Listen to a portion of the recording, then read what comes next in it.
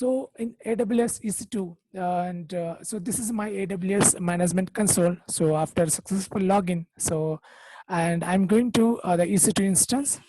So here and the services, you can tap the EC2 instance. And these instances, you can click on the launch instance. You can find the different types of instances, and AMI, it stands for Amazon Mission Image. So before creating any instance, you have to choose the image. These images are made from the Ubuntu or Red Hat or Windows or any other operating systems like CentOS and SUSE and different type of operating system images. And my AMIs, these are something like, so you can customize any of the image, and then you can take a snapshot of that image. So for future launch, instead of you configure from scratch, you can use the same instance, so as per your requirement, and you can launch the mini instances by using your custom image. And the AWS Marketplace, which comes with preloaded different images and different tools, and you can go and you can launch the instance, you can launch any of the tool, so as per your requirement.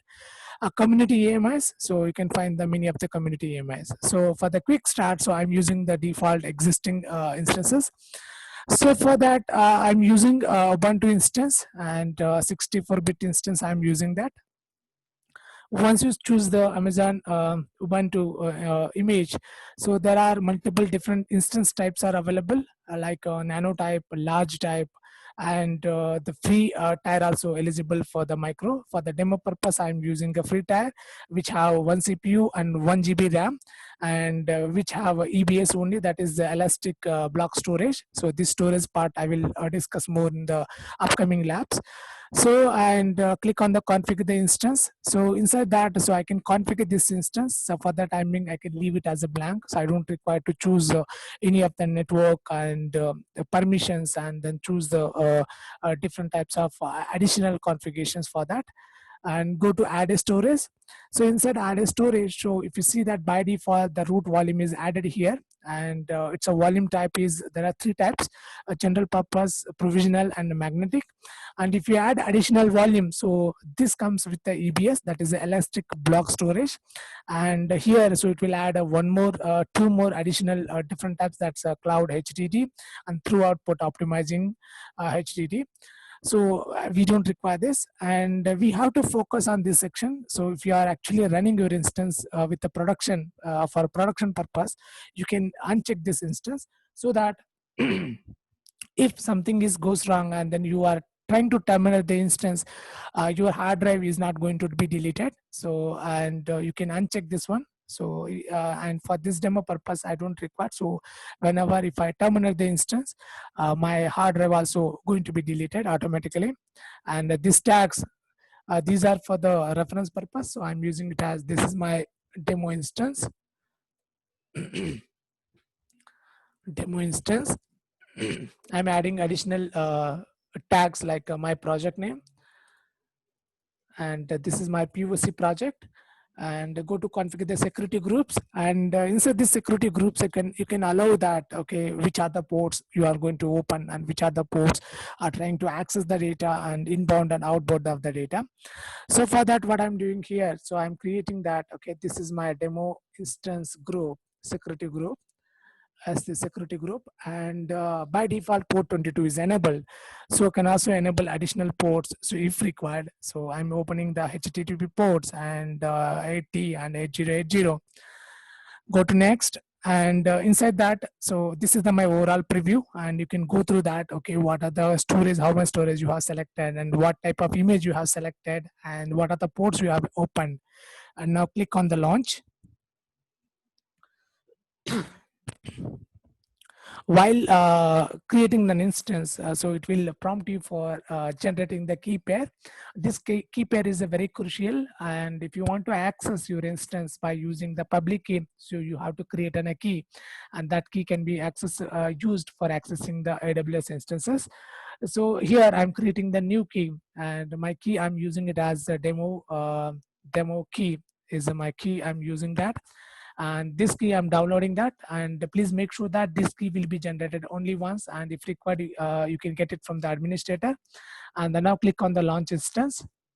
Now my instance is created, and so here if you go to the instances, now it is initiating that, and it will take a couple of seconds to launch the instance. Once the instance is in a ready state, and you can go and then you can access that instance. So please wait for a couple of seconds. Yeah, now my instance is up and running. So what I can do, I can go to the instances. Let me minimize this. Yeah. So this is my instance, and the properties of that instances are this. Okay, what kind of public IP I'm using, and what is the DNS I'm using, and in which region I have created, and what is the RAM, and what is the memory. So all the details you can find it on the section. So once you click on this, so you can click on the connect option. So inside this connection option, so while creating an instance, I have created a public key, and that key name is a demo key. And I already downloaded that key here. And so you can access that your created Linux machine by using this SSH command. So if you try to access this command directly, so it will create an error. So, and for avoiding that, what you can do, here is my demo. Okay, so if you directly access that, it will give an error. So because some permission denied issue. So for avoiding that, what you can do, so you need to change the permission of that demo key as a executable. And after that, if you access that, okay, it will not create any issue, and you can directly log into the system. Okay, and here, so if we go to copy this command, change this, and now access that. Now I'm in my Ubuntu machine, which was hosted on AWS. So this instance, you can perform any of the options here, any of the operations. So as per your requirement. Okay, it is completely the virtual machine, and you can perform, and you can develop an applications, and you can host it, and you can run the any of the instances, any of the scripts as per your requirement. And you can also use this machine for the computing power, and as well as the storage. Apart from that, what I can do, so this instance is running that. So what I can do inside these actions, so set of other options are available. So instance state, this is my start instance. If the instance is in a starting mode, if it is in a stop mode, and I can start it, and I can stop it, I can reboot, and I can terminate. Terminate is nothing but you are terminating, I mean deleting the instance permanently. This operation cannot be undone.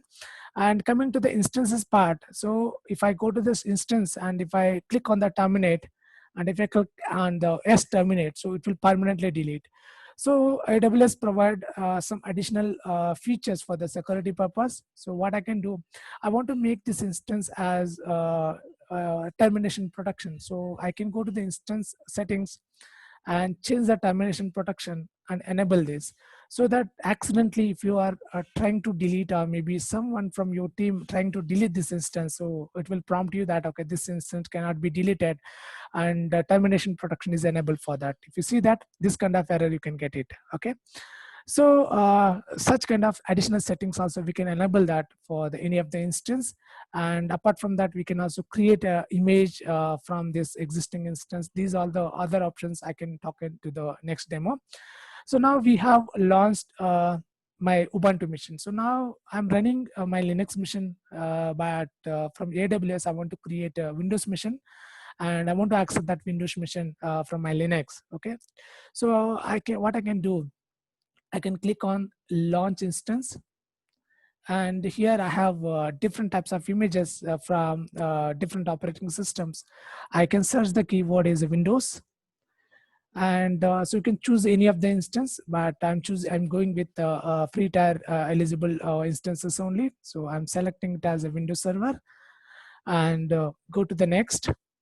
And I'm leaving it as it is for the upcoming video. So I'm going to cover all these points, and click on the add storage. So in Linux, so by default storage is the 8 GB. So I can go for the Windows, it will take a 30 GB, and create a next, add a tags. So here I can add another tag is demo Windows instance. and go to the next. And so inside that, so I can create another security group for the Windows. So earlier I have created a security group for the Linux. For the Windows, I can choose the another security group. So here, Windows security group, and by default, it is opening the RDP protocol and RDP port and 3389 for accessing, for taking the remote desktop. And now review and then launch the instance. Launch the instance. And I'm using the same key which I have created earlier. So one key, I can manage the multiple instances. So I'm not going to create another instance, another public key here. I'm using the same key here. Launch the instance. So after launching the instance, so earlier, this is my Windows instance, and so this is my Linux instance. So this instance I'm accessing with the help of command line, and by passing my PAM key, that is my public key. So, but Windows accessing is the slight different. So for that, the steps are a bit different. So it will take us some time to launch the instance. So just wait for a couple of seconds.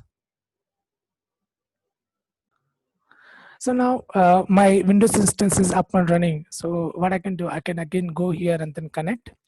So here it will prompt me that, okay, there are two options: download a remote desktop file. It is a client. So with the help of this client, I can connect to the RDP by using this file. Second is I can extract, I can fetch the password by using the public key which I have downloaded earlier. So I can click on the password. And so why it is giving password not available yet? Because so inside this section there is a status checks. Okay, so we have to wait for the Windows so until the status checks are succeed, and it will do this some background checks, and all the checks are succeed, then only we can go and then we can download the password. For that we have to wait for at least 1 or 2 minutes, so in order to generate a password for my Windows machine. Let's try it one more time. So for getting the password, yeah, so still there is a background checks are going on at the background, so we have to wait for another minute. Yeah, so now it is prompting me to get the password. So what I can do, so I can download that my demo.pum key. So here is my demo.pum key, and after downloading that, I'm decrypting the password. So here is my password. So copy this password and download my desktop file, and click on this desktop file. So it will prompt you to enter the username and the password. The password, I'm entering the password which I have copied and extracted from the console. And here is my password. Click OK.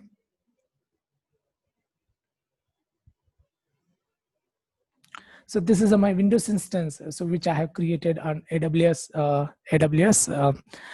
EC2, and this instance I can use it, as I said, so for the demo purpose, as well as you can launch the instance, you can use it for the production purpose, so as per your requirement.